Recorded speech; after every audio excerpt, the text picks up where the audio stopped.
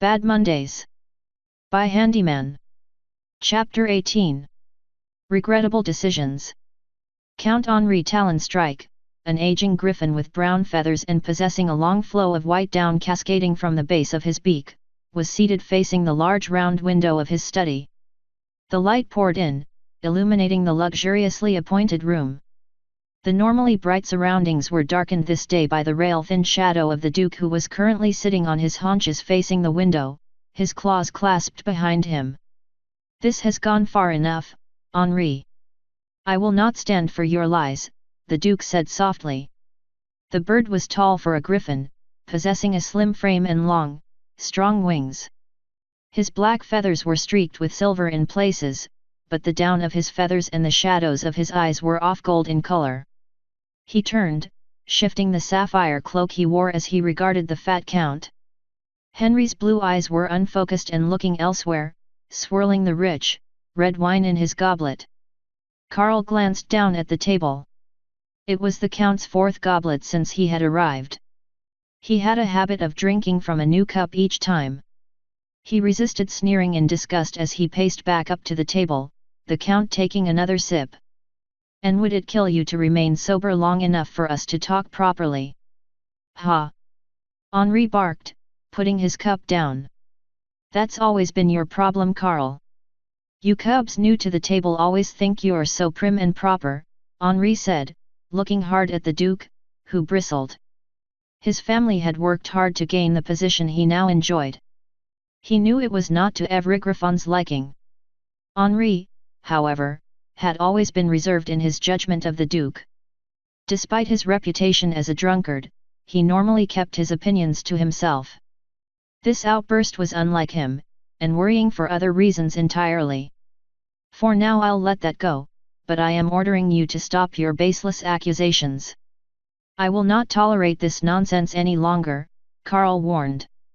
"And I will not tolerate being ruled by a lord who perverts life and death. I have done no such thing." Karl protested, grateful that Henri at least had the foresight to send the servants out of the room with the exception of the wine-bearer. He leveled a claw at the Count. "I am warning you, Henri." He slammed a fist on the table, causing the empty goblets to hop in place. "If you keep going like this, I will be forced to act, lest your rumor-mongering costs the duchy its peace." "You mean cost you your throne?" Henri spat, his yellow eyes glaring at the Duke. "I saw the graves myself, hundreds of them. Reports of grave lights in the surrounding woods are common knowledge. Even if that was true, how could you possibly think it was me?" "What, I suppose I come all the way from Tall Feather every other week just to cackle madly in the night and summon the dead to do my bidding," he said incredulously, arms outstretched at the idea. "You know rightly what I fear. Don't think I don't remember your family's little disgrace," Henri warned, gesturing at the Duke with his goblet. Karl scowled. "So this is what this is about," Karl said with warning. "You can't stand that my family emerged from under the greedy little talons of yours and came to rule over you. Is that it?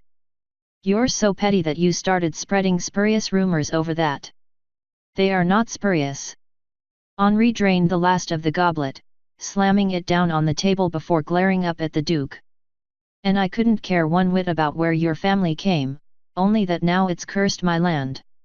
I've been keeping the griffins quiet, Karl," he began. "So far, most of them haven't made the connections, but I can't keep quiet. I had to tell some griffin." "So you told Greybeard?" Karl accused. "That old wretch? Who knows what he'll do with that," the Duke replied. He turned and stalked back over to the window and looked out into the city below before turning his gaze up at the tower that dominated the skyline. "Henri," he said. "You could have just come to me." "No, I really couldn't," Henri growled. He snapped his fingers to call his wine servant in. The door to their right didn't open, and Henri raised an eyebrow in its direction. He was about to speak when they both heard muffled voices coming from behind the door, rapidly increasing in volume. The doors burst open, and a rather beleaguered-looking griffin in a slashed tunic stumbled backwards into the room. "My apologies, My lord, he managed to mumble. The Count's eyes widened. Karl turned, with an imperious eyebrow raised, before his own eyes widened. The human stalked into the room calmly, followed by an armored knight bearing a cloak in Gethrenian royal purple. Two of Karl's blue-cloaked knights marched up to the door. Apologies, your grace, but, the closest of the blue knights began to protest. What is the meaning of this? Henri demanded, rising from his chair, his jowls shaking with anger, which was impressive to see on an aquiline face. Karl turned. What is Johann's shadow doing here? Taking care of a concern that has been brought to His Highness' attention, Handy said calmly. He turned his cloaked head back to the knights. A matter that requires a bit of privacy, one would imagine. He turned to look pointedly at the other griffin in the room. The human assumed it would be the Duke. Karl frowned at the human but kept a calm composure, masking the dread he was feeling right now. He nodded at his two knights, who retreated back down the hallway. Henri waited until the servant gathered himself and left the room before speaking. What are you doing here, human? He demanded, pointing a claw at Handy. Handy, for his part, merely looked at the Count. Neither of the griffins could tell what his expression was under the helmet. Why, one would assume thou wouldst know, my lord, Handy said calmly. The Gethrenian knight remained behind the human, shifting in his armor and watching impassively. Had either of them known the knight personally, this would have been astonishing. Tanis Moore was infamous for his lackadaisical approach to discipline and protocol. It is, after all, thine accusations against your lord we have come to investigate the veracity of, he said, gesturing to the Duke with a hand. Karl stiffened. The king had sent the human to investigate him? By what authority does he send you? Karl demanded. Handy produced the seal of office and presented it to the Count. As his sword-bearer if thou must know, he said. Karl gritted his teeth. The king had sent his sword-bearer. Greybeard must have petitioned for royal intervention, and Johann had sent the human, of all things, to be his mouthpiece on the matter. He cleared his throat. Yes, well, we welcome you, Karl said as Henri studied the document he had been given, his face an unreadable mask. The human crossed his hands in front of him, barely visible beneath the thick white cloak he wore. He coughed. The human finally turned away from the Count to regard the Duke. Thine Grace, the human greeted, inclining his head. His Majesty would hear of these accusations of sorcery and necromancy, he said, his tone changing. The court does not take such matters lightly as you may surmise from previous cases, Handy said. The Duke nodded slowly. In truth, griffins did practice magic. It was nothing like the intuitive magic of the ponies, however. No, griffins often had to resort to spellcraft that required odious amounts of preparation and ceremony to pull off. As such, griffins generally practiced alchemy rather than true wizardry. It was often simpler, more efficient, and could achieve a lot of practical ends, though nothing to compare to actual magery. Griffins, like most of the sapient races, had inherent magic, but not so much that they were prone to being natural spellcasters. As such, griffins viewed sorcery, the art of practicing magic seamlessly with inherent skill and control without the trappings normally associated with the practice, with tremendous suspicion. Ponies within the griffin realms were exempt from this suspicion, given their nature, but the stigma certainly remained for griffins. Even that could be overlooked from time to time, but when sorcery bordered on the territory of necromancy, that was when a lot of hackles would be raised. Karl swallowed. It was certainly serious enough for the king to get involved, but he'd never thought he'd send his own shadow to do the talking for him. Silently, he cursed Greybeard for involving the king. He could have put a stop to this himself before it went any further. That was why he was here in the first place. Now he was trapped. Oh, of course, Karl replied, taking himself to task, so as to not come off as too nervous. From Handy's perspective, the Duke seemed a bit too rigid in his stance. He was resting on his haunches to give himself every inch he could in height without literally standing on his rear paws. The Duke's hands clasped behind his back as he maintained a calm demeanor while facing the Griffin Count. He put that down to simple nerves, however. From what he had learned of his authority from Ivory Beak, he could do a lot. Mainly, he was there to listen, demand records, investigate, and interrogate as he deemed necessary. Only if he found anything particularly damning was he allowed to utilize his powers to any true effect. Ivory was vague about the details, but Handy believed he understood what that meant. We have heard that the good Count here has been accusing thee of necromancy. Before we begin, thy grace, what doth thee have to say to these accusations? Handy asked, looking at the bird. Carl shifted his shoulders before replying. I object to them, of course, he said simply. There's no proof to the matter. I have come here personally to dissuade Count Talonstrike from his folly, Carl said. I must ask, when did His Majesty decide to intervene on the matter? Carl asked, fearing he already knew the answer. The good Count Greybeard petitioned us, Handy said honestly, knowing full well he was putting said Count's ass on the fire by revealing it was him who got the king involved. However, in truth, he couldn't have cared less. If the accusations were true, why not reveal him? If they were not, then Handy saw no reason to not let the chips fall where they may regarding his scheming. He sought our intervention to put paid to these accusations. As such, Handy turned his head to the good Count, who was still bowing over the document and had been noticeably silent so far. Count Henri, we would hear of thy accusations from thine own beak, he said. Henri didn't respond immediately but eventually looked up to the human. That is, he began. Handy simply looked at the bird and then glanced at the table, taking note of the 5 goblets and the spilled wine stains on the table. He frowned. The Duke, he pointed over at Carl. My lord. Handy pressed. The Count seemed particularly nervous, which worried the human. He had expected the Duke to be the nervous one here, yet here was the Count trembling under his gaze. Henri coughed into a fist before gathering himself. Right. Well, the Duke here, he gestured at the thin bird in front of them both, has been practicing the foulest sorceries on my land, raising the very dead, he said. Lies, the Duke shouted, turning to the human. This is scandalous. If I were raising the dead, where is the evidence? It's out there in the town of Featherdawn. A town you should at least be familiar with, Your Grace. I meant where are the dead you speak of, the Duke demanded, his wings spreading as his anger rose. Never mind, it is completely preposterous that it should be me that is causing these problems, but the lack of shambling corpses hurts your argument just a bit, does it not? Carl demanded. Henri looked away. Gentlemen, Handy interrupted. Both of them turned to the human. I believe we are missing a vital connection here, he continued. In truth, he found it all a bit ridiculous. If the dead were disturbed from their rest, and for the sake of argument let us entertain that they were, what is it that links the crime to the Duke?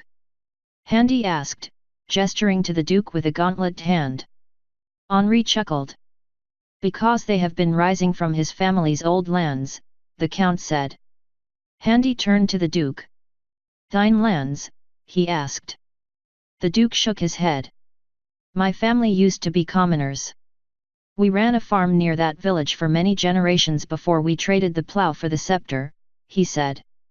Handy cocked an eyebrow at that. And who owns the lands now? He asked.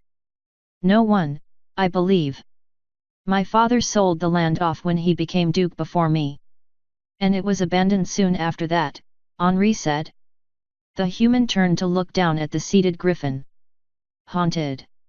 Family kept hearing whispers in the night, or so the local stories said when I investigated the issue. Recently, however, there have been strange lights sighted emerging from the farm late at night along with eerie noises. In the morning, all that's to be seen are freshly dug holes, easily large enough to fit a griffin. Well, all right, that does sound fairly creepy, Handy conceded. But hardly damning. I fail to see the connection. It's the Duke's old lands, certainly, but isn't it possible some other warlock is causing this, he asked. The Count looked away, and the Duke seemed to smile. Handy sighed internally at the reactions. My lord, do you have any evidence at all that it is the Duke's doing? The Count ground his teeth. It has to be, he said. Handy looked at the Duke, who, to his credit, simply looked the human straight in the eye. As much as he could anyway. So much for getting new material for Crimson to look over. He sighed. Has anyone ever seen a stranger in the area? Someone who might be seen walking the surrounding country at odd hours? Do we even know if there is a sorcerer at all? He asked. Again, he was met with silence, and Handy felt his anger rising. In all of the shit he had gone through, this was the first time he felt his time had been genuinely wasted, which only made it worse to recall that he had insisted on coming here himself. If there is no evidence to speak of, then why dost thou insist on thine accusations? Handy asked, clearly losing his patience. The Count looked down at his now empty goblet but didn't respond. It was actually pathetic to look at. The old griffin, lost in his cups, lashing out at the nearest target. If Handy understood things right, Carl was relatively new blood to the nobility game, much like he himself was. However, Handy had the advantage of still being small fry, Carl did not. He fumed. Joachim was right. This was a waste of time, and it was time to wrap up. Then, unless Duke Carl has any objections, I believe this matter to be concluded. Wait, Henri said. Handy turned to face the Count, stopping mid-turn towards the door. Carl perked up. Go to Featherdawn, he said, turning to Handy. At least see if you can help sort it out, he asked. Handy smiled wryly at the Count. Balls to that, you sort out your own goddamn wizard bullshit. I will consider it, Handy said noncommittally. He bowed slightly to the lords before eventually leaving the room, Tanis Moore following behind, admirably keeping his beak shut throughout the exchange. Carl waited until the servant closed the doors as the human left before turning to regard the sad sight of the Count. In truth, he knew he should be angrier than he was at the bird, but he just couldn't muster it. He let out a breath he had been holding and stalked from the room, avoiding the look on the Count's face as he did so. He had dodged a dagger there with the sword-bearer. He had been hoping to sort this out before word left the rumor-mongering of the ducal court, but dear old Greybeard apparently had other ideas. He scowled as he stalked out of the room and made his way to the quarters he requisitioned of the Count when he arrived. He'd deal with both good Counts in due time. Meanwhile, he wouldn't rest easy until he was sure the human had left for Skymount once more. He grimaced as he entered the room. It was drearily appointed, and he'd have considered it an insult by the Count had he not known for a fact that all his guest rooms were this drab. His two guards shut the door behind him as he entered. The farm. He had only the vaguest memories of the place, having left it when he was so small. His father would never talk about the place. The only times he mentioned it in passing were to denounce it and express his gratitude of finally leaving it behind. Carl understood the appeal of leaving behind a life of toil and drudgery, but ever since this whole necromancy debacle started, he couldn't help but have his thoughts drawn to the place, at once familiar and alien to him. And now, the human was here. Johann's goddamn shadow, single-handedly responsible for ousting Geoffrey and putting the current king's royal arse on the throne and now bringing his law to his vassals. He clicked his teeth. So what if the human went to the village? He reassured himself, it had nothing to do with him, and with any luck, the human would uncover the real cause and clear Carl's name for him. He shook his head. It wouldn't do to worry about it, it was not his fault, and it certainly would be proven that way in the long run. Perhaps if he could persuade the human to go to the farm, he'd see the cause, or at least see that it wasn't him that was causing whatever nonsense was going down over there. He called one of his guards into the room. The knight bowed his head to acknowledge his lord before Karl gestured him over to whisper to him. Not all of his entourage in the town consisted of armed guard. It was time to utilize one of those assets. == Handy walked down the stone stairs and out into the main courtyard of the keep, heading towards the drawbridge. Tanis Moore struggled to keep up with the human who was walking at a rather enthusiastic pace. "Wait," he cried out after the human. "Keep up, Tanis," he said without turning around. His irritated tone betraying his foul mood. "Oh, hold up, will you?" he said in response. Tanis flapped his wings once he was out of the shadow of the clustered buildings of the keep and took to the air before landing beside Handy. Both of them proceeded to walk across the drawbridge. "Well, that went reasonably okay, I think." "I suppose you could say that," Handy said. "The entire thing was a farce, just some old man, confused and scared at recent events and lashing out at an easy target. True, it meant that the Duke was innocent, but it also meant whatever had spooked the Count was still out there." Handy, however, was currently not in the mood to investigate, having hoped to have found something more substantive than just the ramblings of a drunkard and weird magical shit happening in the countryside. Honestly, with the world the way it appeared to Handy, he was surprised this didn't happen all the time.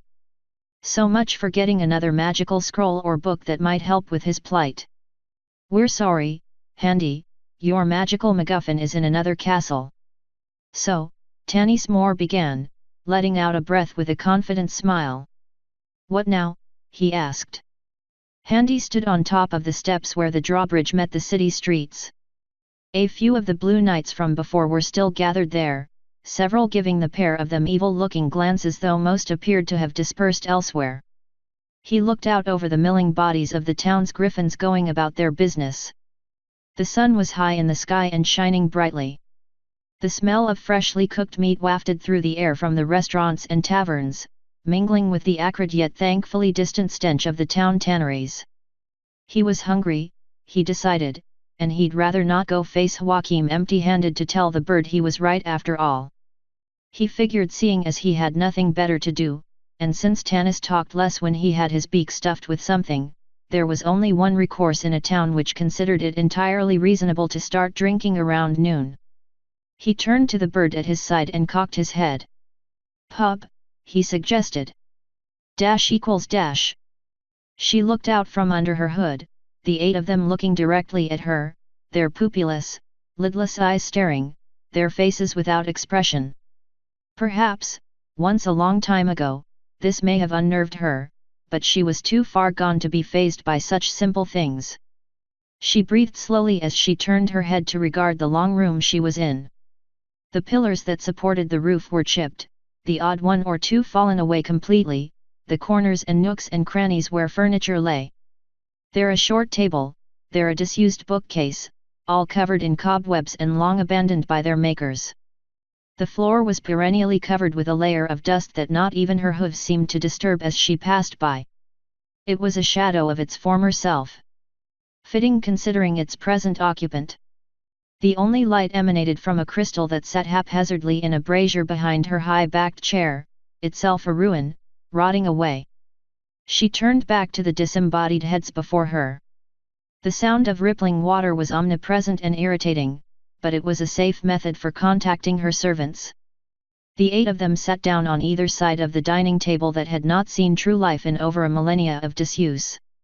It said something about the craftsmanship of its creators that it had stood this long. "Speak," she said. Her voice soft and small, at odds with her decrepit surroundings, magnified by the acoustics of the chamber and easily carried down the table. The 8 figures, 6 of them pony-headed, 1 dog and 1 distinctly draconic in its appearance.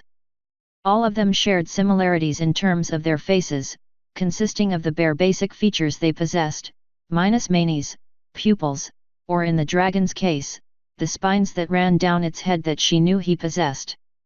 "The crown eludes us," one of the ponies to her left spoke up, a stallion by the shape of its jaw, or that could just be Glimmer with her unfortunate bone structure. The voice was distinctly without inflection, possessing a sound of liquid flowing quickly over rocks. We have attacked several likely caravans. To no avail. I have trailed the carriage's owners, another pony to her right continued, each belonging to different companies. We know the crown fell into the hooves of Stalingrad trading, but it's clearly being moved around, the mayor said. Whoever the true owner of the companies is, the pony is playing a shell game and being very careful about showing their real hoof when doing so. I grow impatient with this folly, she said, clapping her hoof lightly on the table. The head seemed to flinch reflexively. She turned to face the dog on her left. Where have you been conducting your raids? She asked.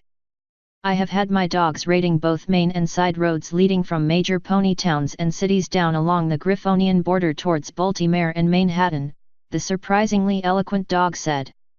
The spoils have proven enough to keep my packs placated, but we have yet to find your prize. And what of Canterlot? The princesses have labeled the area as high risk due to bandit raids, said another mare to her left. Had she not known better, she'd swear she detected a hint of smugness. I have been doing my best to obfuscate matters and feed false intelligence to guard units sent to back up local militias in scouring the area. It still made my job harder nonetheless, the dog interjected. She tsked. Not good enough, she said, pausing reflexively after the first word, stopping to take a breath. Once, one of her servants had expressed concern after she had several such hiccups. Needless to say, that servant was no longer with them. Is stress, a stallion on her right said, the drawn-out word indicative of the owner stuttering or tripping over the word somehow. The spell was not perfect in communication, but it was nigh instantaneous and, more importantly, untraceable unless the pursuer knew exactly what to look for. Thankfully, the nature of the magic made it next to impossible for them to do so without using it. She had done an admirable job of containing knowledge of the old art if she did say so herself, concentrating the knowledge, and therefore all the power it held, entirely within her hooves. Which just made her all the more irritated that the one pony who compromised her goal was still nowhere to be found. Whatever the stallion had to say, he had better lighten her mood, for his sake. We found your acolyte, the mare head beside him spoke up. She smiled lightly at the news. You have? She asked softly.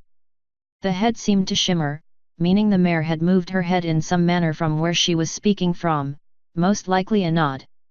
She's in Gethrenia, the stallion said, regaining his nerve. Alive? She frowned at that. The young nag was alive? After failing her and wasting time and power? That was just rude. The stallion turned to face the mare who had spoken up, and both expressionless faces turned to face their mistress as the mare continued. She is with the human, she continued. There was a resounding crack.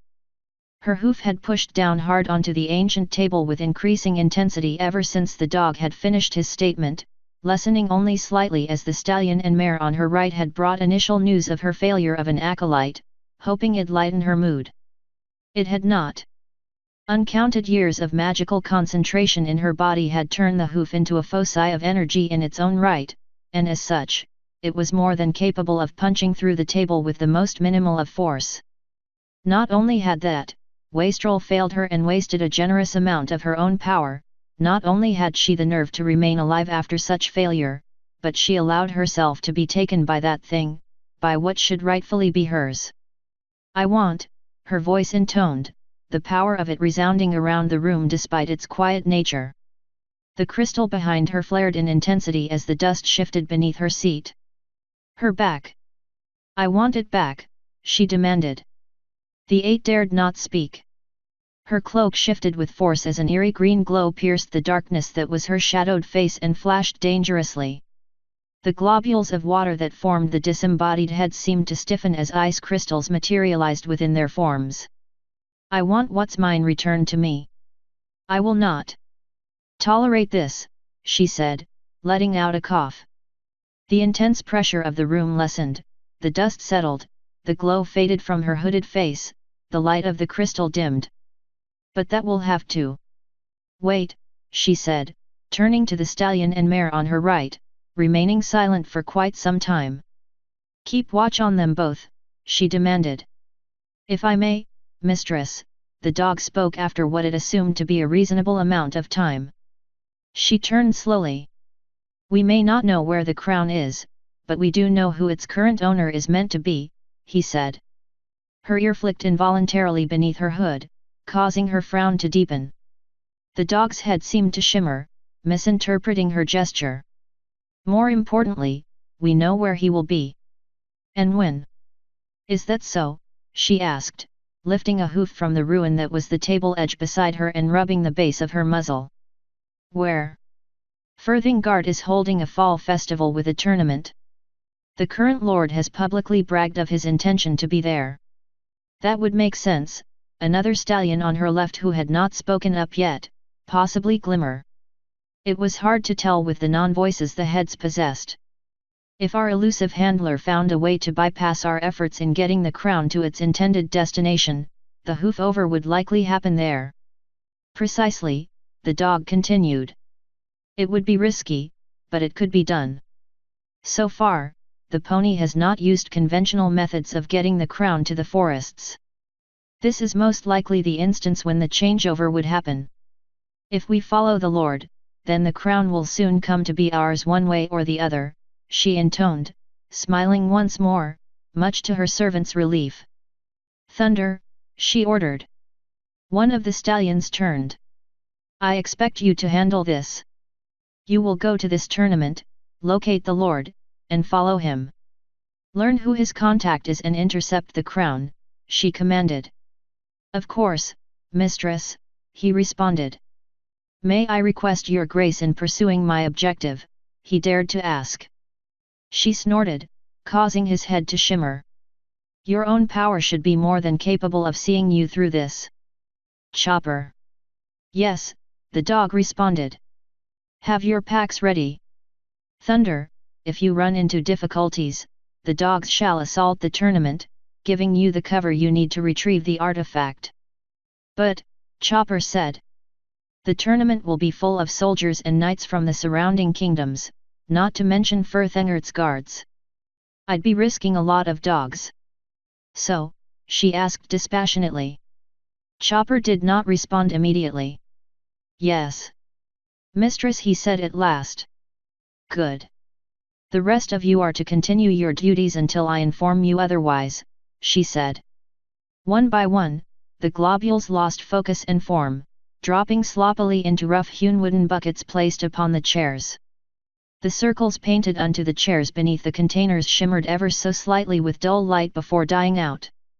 She hopped down from her chair and slowly made her way out of the room. The dragon head had not dissipated, instead turning on the spot and following her as she left.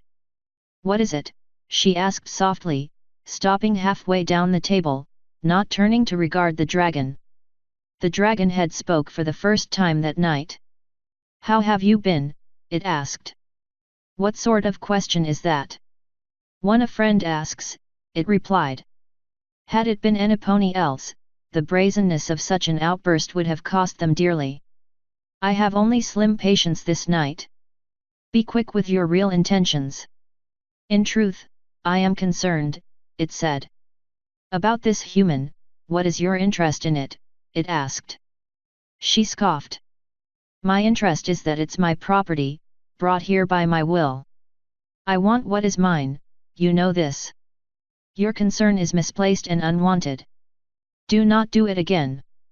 I ask only because the human seems to disrupt whatever balance there is whenever it arrives. It has done so in Equestria to a minor extent.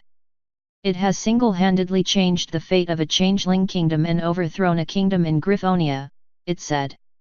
"Should you pursue the human, it'll become aware of you. That may not be the wisest course of action." She hissed through gritted teeth. "That little bit probably already told it enough about me. It is not something which concerns me." She continued her pace, her distance from the magical circle causing the dragon head's consistency to tremble. "Do you remember?"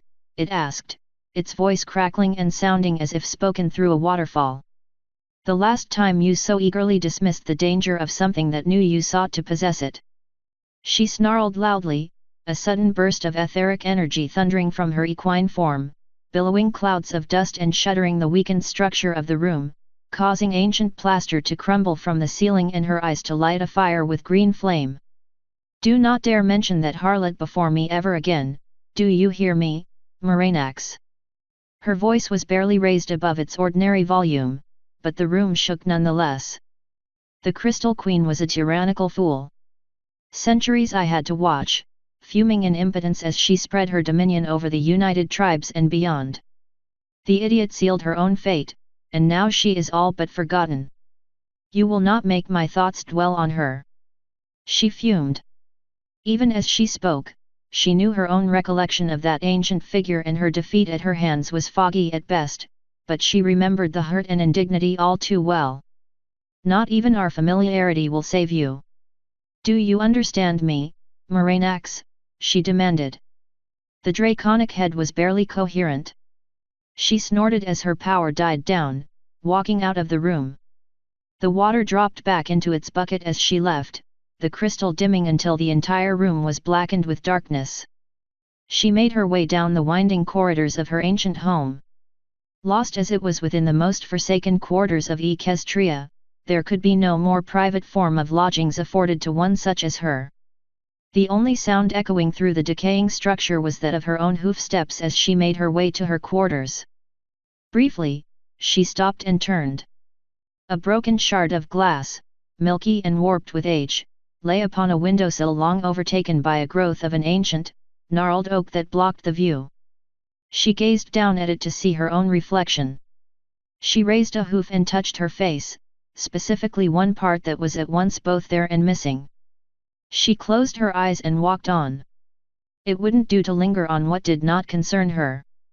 All she wanted now was knowledge and power. Two sides of the same coin, and she wanted them for their own sake. What more was there to life? She continued onwards, her cloak trailing the dust behind her, and it was as she mused on her favorite things that she noticed it. She was not alone in her sanctum. A cold fury built within her that she had not felt in some time. Who was it that trespassed on what was hers? Who would dare? She stopped and turned, listening, sensing without seeing, knowing without being. There was no pony in the building, at least, no pony living, for no hoof trod upon the floors that did not belong to her, no breath breathing her air but her own. Something was rotten, and she could feel the pall darken the ethereal waves that flowed through the manse. The hairs on her withers rose. She knew this sensation. It was familiar, whatever this was, she had met it before, but where? She moved on, her mouth moving quickly, summoning wards and incantations in preparation.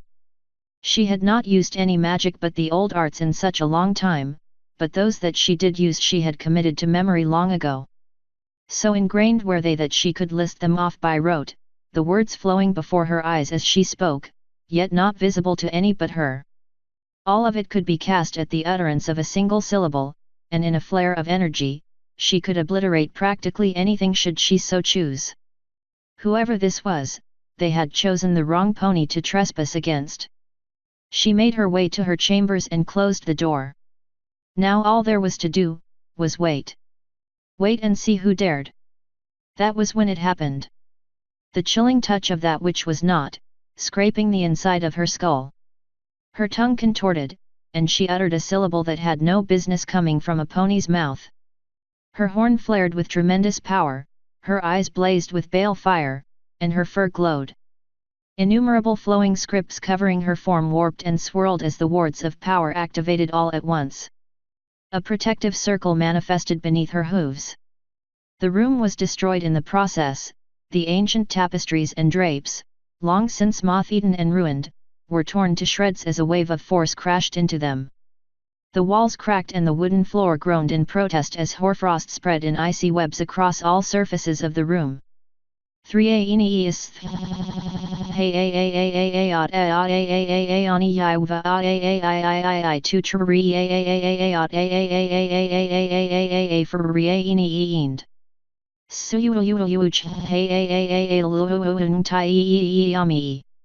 Her eyes widened, and the intensity of the magic increased. The words scraped at her very mind in spite of her tremendous power. You, she hissed. Yes. Thuria eniat thurius I. Meme beer. A meme style. She grit her teeth and tried her best to maintain her temper. She remembered this, getting under her skin, poking holes where it found them. There were blank spots in her memories, necessary sacrifices, not as if they were ever important. She learned long ago to be able to determine for herself what stayed and what was left. I have been cautious, the pony said, not bothering to move, trying to ignore the mocking tone as the voices clawed at her psyche. How did it come back? Why? Where had it been this whole time? She kept her magic lit, though it did nothing to stop the infernal pressure on her mind.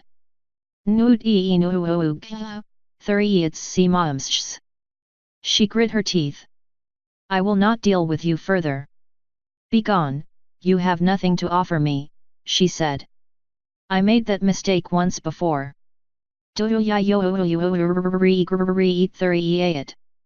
She bit her lip. There was no way she was going to answer that. Begone. There is nothing here for you.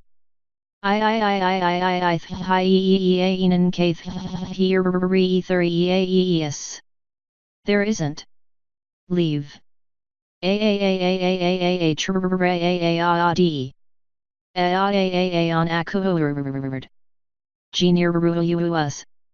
What more could you want from me, she said, raising a hoof to her chest protectively. Though what she sought to protect most certainly wasn't there anymore. Seek. I seek. Hey of whole hey at ayant. Hoogte DSCA iniri. The crown, she asked, her ear flicking. No. Pier heops, layatir. Then, she said. If it wasn't the crown it sought, then it had to be the other object of her greed. At once, she wondered what it was about it this thing could desire.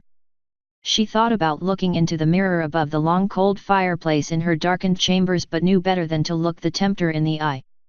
Then she wondered, did she particularly care? If she could get what it desired, perhaps. She looked down at her hooves for a moment. What is it you're offering in return?